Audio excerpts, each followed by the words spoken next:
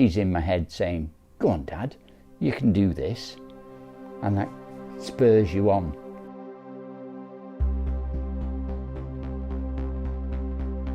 Because every run I undertake, I think of my daughter, and she's always with me.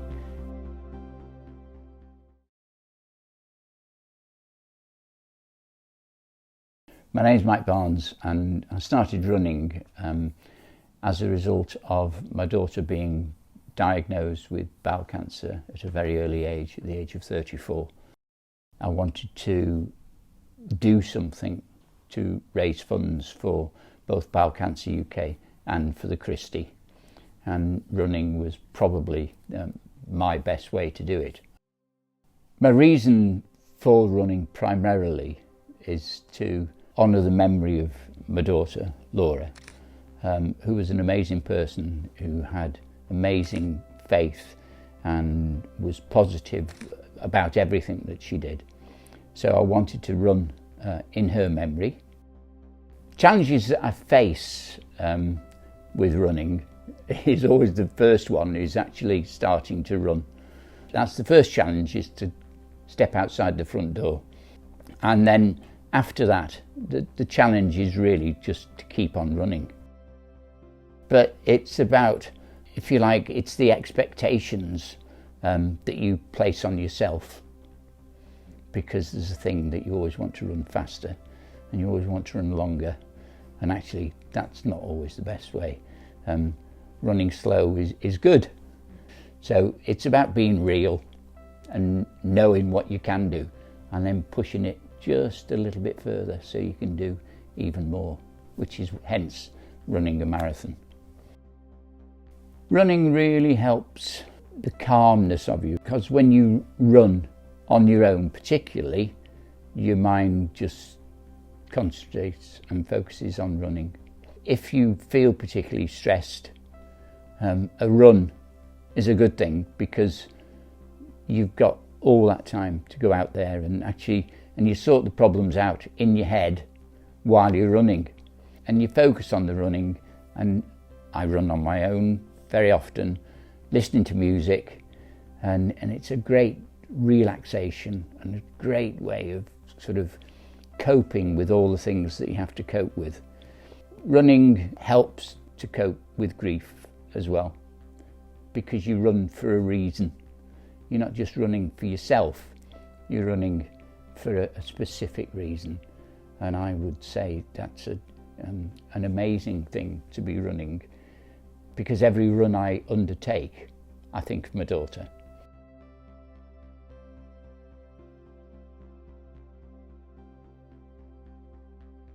She's always with me, and if it's a long run or even a short run and I get towards the end, she's in my head saying, "Go on, Dad, you can do this," and that spurs you on while you're doing it. It does help with grief, because you're running for that specific reason. You're running because of that. I don't think, if the circumstances had been different, if I'd actually have run so many runs as I have now.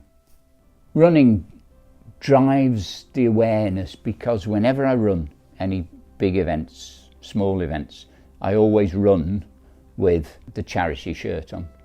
The Christie Charity obviously is from the Christie Hospital, which is one of the foremost cancer hospitals, certainly in the UK, one of the foremost ones in Europe as well.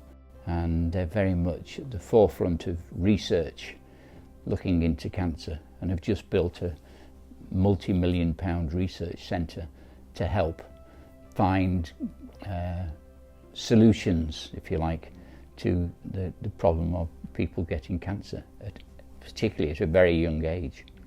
Memorable moments for me whilst running are multifarious. There are so many that you couldn't really say them all. What you always remember on any run is the people that tap you on the back and say, "Oh, well done for running for the Christie," or "Well done for running for bowel cancer," and is the encouragement that you get from people. My running goals for the days ahead are to keep running, because now I've started, I want to run because I enjoy running and I enjoy meeting the people that run. I once said that some of the finest people in the world are runners because they support each other. And at my level of running, it's great to have that support when you do. So I'll keep running. My next goal possibly might be to push myself a bit further and to go slightly further than a marathon, who knows. Ultra could be the next one, but it's that continual challenge that you have. My goals for fundraising, I'm always really aware of asking people for money. And I was a bit apprehensive for the second time of asking people because they'd already donated. But then I thought, but cancer is still with us. And while cancer is still with us, I'll keep running and I'll keep asking people for money. And it's amazing how many people give again and again and again. And I know people who have very little and they contact me and say, oh, I will do when I get paid at the end of the month.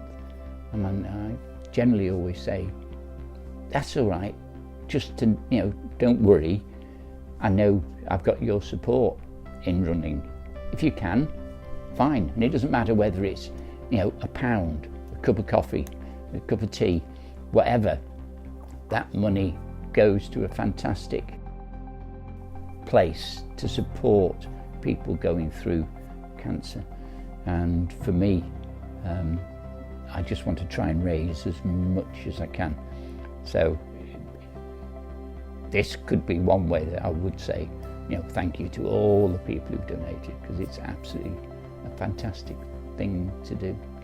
The support that I get from family and friends, I couldn't do it without my wife supporting me. I couldn't even get to start without the support of friends, because you have to get there physically. How are you going to do that? Where are you going to stay? Who's going to take you?